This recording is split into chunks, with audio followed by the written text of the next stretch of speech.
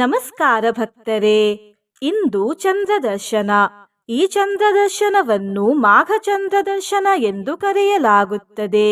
ಅಮಾವಾಸ್ಯೆಯ ನಂತರ ಮೊದಲ ಬಾರಿ ಚಂದ್ರದೇವರು ಕಾಣಿಸಿದಾಗ ಅದನ್ನು ಚಂದ್ರದರ್ಶನ ಎಂದು ಕರೆಯುತ್ತಾರೆ. ಚಂದ್ರದರ್ಶನದ ಈ ದಿನ ನಾವು ಚಂದ್ರದೇವರ ಒಂದು ಅಪರೂಪದ ಹಾಗೂ ಶಕ್ತಿಶಾಲಿ ಮಂತ್ರವನ್ನು ಕೇಳೋಣ. ಈ ಮಂತ್ರವನ್ನು ಇವತ್ತು ಭಕ್ತಿಯಿಂದ ಬೆಳಿಗ್ಗೆ ಹಾಗೂ ರಾತ್ರಿ ಕೇಳಿದರೆ ಪಾಪಗಳು ನಾಶವಾಗುತ್ತವೆ, ಮಾನಸಿಕ ಶಾಂತಿ ಲಭಿಸುತ್ತದೆ, ಬುದ್ಧಿ ಸ್ಥಿರವಾಗುತ್ತದೆ ಹಾಗೂ ಕೋಪ ಶಾಂತವಾಗುತ್ತದೆ. ಇವತ್ತು ರಾತ್ರಿ ಚಂದ್ರದೇವರನ್ನು ನೋಡಿದ ನಂತರ ಚಂದ್ರದೇವರಿಗೆ ಗಂಧ, ಅರಶಿನ, ಕುಂಕುಮ, ಹೂವು ಹಾಗೂ ಅಕ್ಷತೆ ಮಿಶ್ರಿತ ಜಲವನ್ನು ಅರ್ಪಿಸಿ ಜಲಾರ್ಪಣೆ ಮಾಡಿದ ನಂತರ ಚಂದ್ರದೇವರಲ್ಲಿ ಪ್ರಾರ್ಥಿಸಿ. ಇಂದಿನ ಭಗವದ್ಗೀತೆಯ ಜ್ಞಾನ ಹೀಗಿದೆ: ಯಾರು ಜಾಸ್ತಿ ಪುಣ್ಯ ಮಾಡುತ್ತಾರೋ ಅವರು ಶ್ರೀಕೃಷ್ಣ ದೇವರು ಹೇಳಿದ ಈ ಮಾತನ್ನು ಕೇಳಬೇಕು. ಶ್ಲೋಕವು ಹೀಗಿದೆ: ಪ್ರಾಪ್ಯ ಪುಣ್ಯಕೃತಾಂ ಲೋಕಾನುಷಿತ್ವಾ ಶಾಶ್ವತೀ ಸಮಾಹ ಶುಚೀನಾಂ ಶ್ರೀಮತಾಂ ಗೇಹೇ ಯೋಗಭ್ರಷ್ಟೋಭಿಜಾಯತೆ. ಈ ಶ್ಲೋಕದ ಅರ್ಥ ಹೀಗಿದೆ: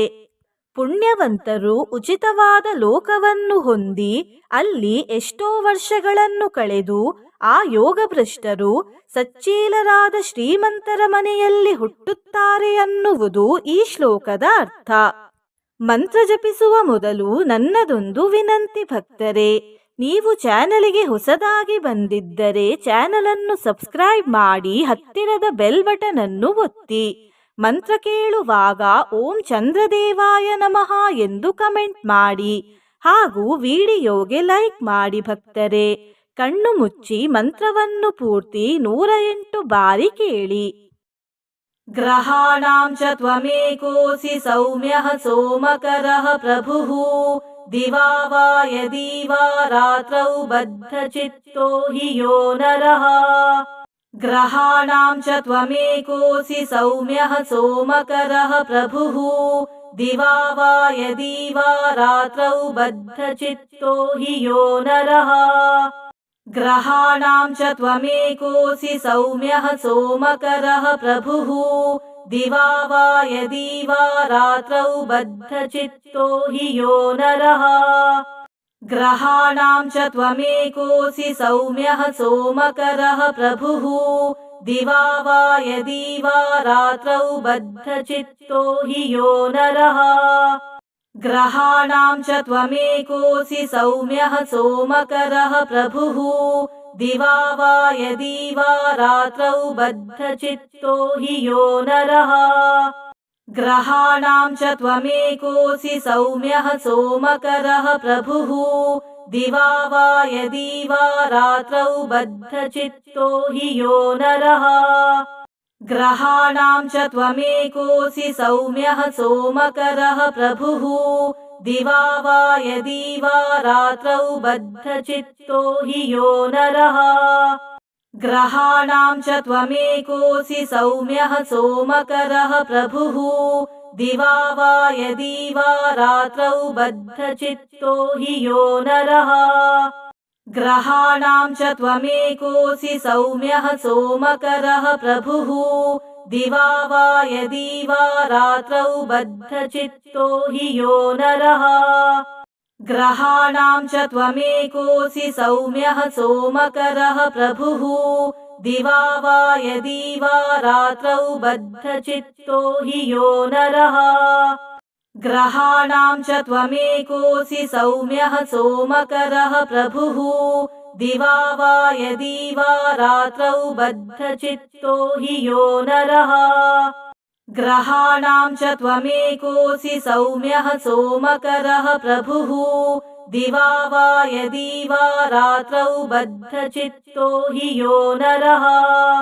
ಗ್ರಹಾಣಾಂ ಚ ತ್ವಮೇಕೋಸಿ ಸೌಮ್ಯಃ ಸೋಮಕರಃ ಪ್ರಭುಃ ದಿವಾ ವಾ ಯದಿ ವಾ ರಾತ್ರೌ ಬದ್ಧಚಿತ್ತೋ ಹಿ ಯೋ ನರಃ. ಗ್ರಹಾಣಾಂ ಚ ತ್ವಮೇಕೋಸಿ ಸೌಮ್ಯಃ ಸೋಮಕರಃ ಪ್ರಭುಃ दिवा वा यदि वा रात्रौ बद्धचित्तो हि यो नरः ग्रहाणां च त्वमेकोऽसि सौम्यः सोमकरः प्रभुः दिवा वा यदि वा रात्रौ बद्धचित्तो हि यो नरः ग्रहाणां च त्वमेकोऽसि सौम्यः सोमकरः प्रभुः दिवा वा यदि वा रात्रौ बद्धचित्तो हि यो नरः ग्रहाणां च त्वमेकोऽसि सौम्यः सोमकरः प्रभुः दिवा वा यदि वा रात्रौ बद्धचित्तो हि यो नरः ग्रहाणां च त्वमेकोऽसि सौम्यः सोमकरः प्रभुः दिवा वा यदि वा रात्रौ बद्धचित्तो हि यो नरः ग्रहाणां च त्वमेकोऽसि सौम्यः सोमकरः प्रभुः दिवा वा यदि वा रात्रौ बद्धचित्तो हि यो नरः ग्रहाणां च त्वमेकोऽसि सौम्यः सोमकरः प्रभुः दिवा वा यदि वा रात्रौ बद्धचित्तो हि यो नरः ग्रहाणां च त्वमेकोऽसि सौम्यः सोमकरः प्रभुः दिवा वा यदि वा रात्रौ बद्धचित्तो हि यो नरः ग्रहाणां च त्वमेकोऽसि सौम्यः सोमकरः प्रभुः दिवा वा यदि वा रात्रौ बद्धचित्तो हि यो नरः ग्रहाणां च त्वमेकोऽसि सौम्यः सोमकरः प्रभुः दिवा वा यदि वा रात्रौ बद्धचित्तो हि यो नरः ग्रहाणां च त्वमेकोऽसि सौम्यः सोमकरः प्रभुः दिवा वा यदि वा रात्रौ बद्धचित्तो हि यो नरः ग्रहाणां च त्वमेकोऽसि सौम्यः सोमकरः प्रभुः दिवा वा यदि वा रात्रौ बद्धचित्तो हि यो नरः ग्रहाणां च त्वमेकोऽसि सौम्यः सोमकरः प्रभुः दिवा वा यदि वा रात्रौ बद्धचित्तो हि यो नरः ग्रहाणां च त्वमेकोऽसि सौम्यः सोमकरः प्रभुः दिवा वा यदि वा रात्रौ बद्धचित्तो हि यो नरः ग्रहाणां च त्वमेकोऽसि सौम्यः सोमकरः प्रभुः दिवा वा यदि वा रात्रौ बद्धचित्तो हि यो नरः ग्रहाणां च त्वमेकोऽसि सौम्यः सोमकरः प्रभुः दिवा वा यदि वा रात्रौ बद्धचित्तो हि यो नरः ग्रहाणां च त्वमेकोऽसि सौम्यः सोमकरः प्रभुः दिवा वा यदि वा रात्रौ बद्धचित्तो हि यो नरः ग्रहाणां च त्वमेकोऽसि सौम्यः सोमकरः प्रभुः दिवा वा यदि वा रात्रौ बद्धचित्तो हि यो नरः ग्रहाणां च त्वमेकोऽसि सौम्यः सोमकरः प्रभुः दिवा वा यदि वा रात्रौ बद्धचित्तो हि यो नरः ग्रहाणां च त्वमेकोऽसि सौम्यः सोमकरः प्रभुः दिवा वा यदि वा रात्रौ बद्धचित्तो हि यो नरः ग्रहाणां च त्वमेकोऽसि सौम्यः सोमकरः प्रभुः दिवा वा यदि वा रात्रौ बद्धचित्तो हि यो नरः ग्रहाणां च त्वमेकोऽसि सौम्यः सोमकरः प्रभुः दिवा वा यदि वा रात्रौ बद्धचित्तो हि यो नरः ग्रहाणां च त्वमेकोऽसि सौम्यः सोमकरः प्रभुः दिवा वा यदि वा रात्रौ बद्धचित्तो हि यो नरः ग्रहाणां च त्वमेकोऽसि सौम्यः सोमकरः प्रभुः दिवा वा यदि वा रात्रौ बद्धचित्तो हि यो नरः ग्रहाणां च त्वमेकोऽसि सौम्यः सोमकरः प्रभुः दिवा वा यदि वा रात्रौ बद्धचित्तो हि यो नरः ग्रहाणां च त्वमेकोऽसि सौम्यः सोमकरः प्रभुः दिवा वा यदि वा रात्रौ बद्धचित्तो हि यो नरः ग्रहाणां च त्वमेकोऽसि सौम्यः सोमकरः प्रभुः दिवा वा यदि वा रात्रौ बद्धचित्तो हि यो नरः ग्रहाणां च त्वमेकोऽसि सौम्यः सोमकरः प्रभुः दिवा वा यदि वा रात्रौ बद्धचित्तो हि यो नरः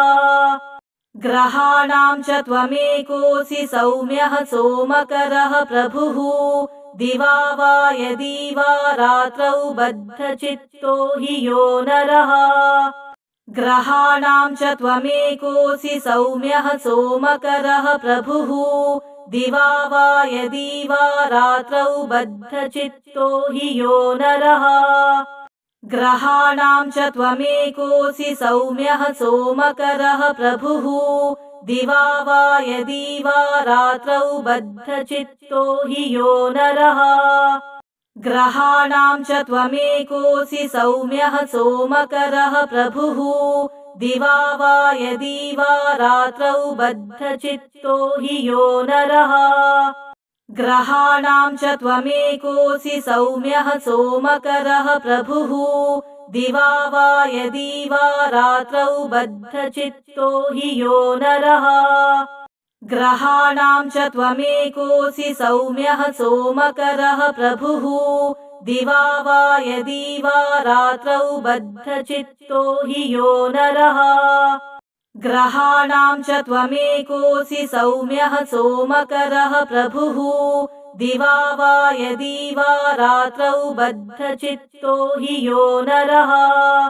ग्रहाणां च त्वमेकोऽसि सौम्यः सोमकरः प्रभुः दिवा वा यदि वा रात्रौ बद्धचित्तो हि यो नरः ग्रहाणां च त्वमेकोऽसि सौम्यः सोमकरः प्रभुः दिवा वा यदि वा रात्रौ बद्धचित्तो हि यो नरः ग्रहाणां च त्वमेकोऽसि सौम्यः सोमकरः प्रभुः दिवा वा यदि वा रात्रौ बद्धचित्तो हि यो नरः ग्रहाणां च त्वमेकोऽसि सौम्यः सोमकरः प्रभुः दिवा वा यदि वा रात्रौ बद्धचित्तो हि यो नरः ग्रहाणां च त्वमेकोऽसि सौम्यः सोमकरः प्रभुः दिवा वा यदि वा रात्रौ बद्धचित्तो हि यो नरः ग्रहाणां च त्वमेकोऽसि सौम्यः सोमकरः प्रभुः दिवा वा यदि वा रात्रौ बद्धचित्तो हि यो नरः ग्रहाणां च त्वमेकोऽसि सौम्यः सोमकरः प्रभुः दिवा वा यदि वा रात्रौ बद्धचित्तो हि यो नरः ग्रहाणां च त्वमेकोऽसि सौम्यः सोमकरः प्रभुः दिवा वा यदि वा रात्रौ बद्धचित्तो हि यो नरः ग्रहाणां च त्वमेकोऽसि सौम्यः सोमकरः प्रभुः दिवा वा यदि वा रात्रौ बद्धचित्तो हि यो नरः ग्रहाणां च त्वमेकोऽसि सौम्यः सोमकरः प्रभुः दिवा वा यदि वा रात्रौ बद्धचित्तो हि यो नरः ग्रहाणां च त्वमेकोऽसि सौम्यः सोमकरः प्रभुः दिवा वा यदि वा रात्रौ बद्धचित्तो हि यो नरः ग्रहाणां च त्वमेकोऽसि सौम्यः सोमकरः प्रभुः दिवा वा यदि वा रात्रौ बद्धचित्तो हि यो नरः ग्रहाणां च त्वमेकोऽसि सौम्यः सोमकरः प्रभुः दिवा वा यदि वा रात्रौ बद्धचित्तो हि यो नरः ग्रहाणां च त्वमेकोऽसि सौम्यः सोमकरः प्रभुः दिवा वा यदि वा रात्रौ बद्धचित्तो हि यो नरः ग्रहाणां च त्वमेकोऽसि सौम्यः सोमकरः प्रभुः दिवा वा यदि वा रात्रौ बद्धचित्तो हि यो नरः ग्रहाणां च त्वमेकोऽसि सौम्यः सोमकरः प्रभुः दिवा वा यदि वा रात्रौ बद्धचित्तो हि यो नरः ग्रहाणां च त्वमेकोऽसि सौम्यः सोमकरः प्रभुः दिवा वा यदि वा रात्रौ बद्धचित्तो हि यो नरः ग्रहाणां च त्वमेकोऽसि सौम्यः सोमकरः प्रभुः दिवा वा यदि वा रात्रौ बद्धचित्तो हि यो नरः ग्रहाणां च त्वमेकोऽसि सौम्यः सोमकरः प्रभुः दिवा वा यदि वा रात्रौ बद्धचित्तो हि यो नरः ग्रहाणां च त्वमेकोऽसि सौम्यः सोमकरः प्रभुः दिवा वा यदि वा रात्रौ बद्धचित्तो हि यो नरः ग्रहाणां च त्वमेकोऽसि सौम्यः सोमकरः प्रभुः दिवा वा यदि वा रात्रौ बद्धचित्तो हि यो नरः ग्रहाणां च त्वमेकोऽसि सौम्यः सोमकरः प्रभुः दिवा वा यदि वा रात्रौ बद्धचित्तो हि यो नरः ग्रहाणां च त्वमेकोऽसि सौम्यः सोमकरः प्रभुः दिवा वा यदि वा रात्रौ बद्धचित्तो हि यो नरः ग्रहाणां च त्वमेकोऽसि सौम्यः सोमकरः प्रभुः दिवा वा यदि वा रात्रौ बद्धचित्तो हि यो नरः ग्रहाणां च त्वमेकोऽसि सौम्यः सोमकरः प्रभुः दिवा वा यदि वा रात्रौ बद्धचित्तो हि यो नरः ग्रहाणां च त्वमेकोऽसि सौम्यः सोमकरः प्रभुः दिवा वा यदि वा रात्रौ बद्धचित्तो हि यो नरः ग्रहाणां च त्वमेकोऽसि सौम्यः सोमकरः प्रभुः दिवा वा यदि वा रात्रौ बद्धचित्तो हि यो नरः ग्रहाणां च त्वमेकोऽसि सौम्यः सोमकरः प्रभुः दिवा वा यदि वा रात्रौ बद्धचित्तो हि यो नरः ग्रहाणां च त्वमेकोऽसि सौम्यः सोमकरः प्रभुः दिवा वा यदि वा रात्रौ बद्धचित्तो हि यो नरः ग्रहाणां च त्वमेकोऽसि सौम्यः सोमकरः प्रभुः दिवा वा यदि वा रात्रौ बद्धचित्तो हि यो नरः ग्रहाणां च त्वमेकोऽसि सौम्यः सोमकरः प्रभुः दिवा वा यदि वा रात्रौ बद्धचित्तो हि यो नरः ग्रहाणां च त्वमेकोऽसि सौम्यः सोमकरः प्रभुः दिवा वा यदि वा रात्रौ बद्धचित्तो हि यो नरः ग्रहाणां च त्वमेकोऽसि सौम्यः सोमकरः प्रभुः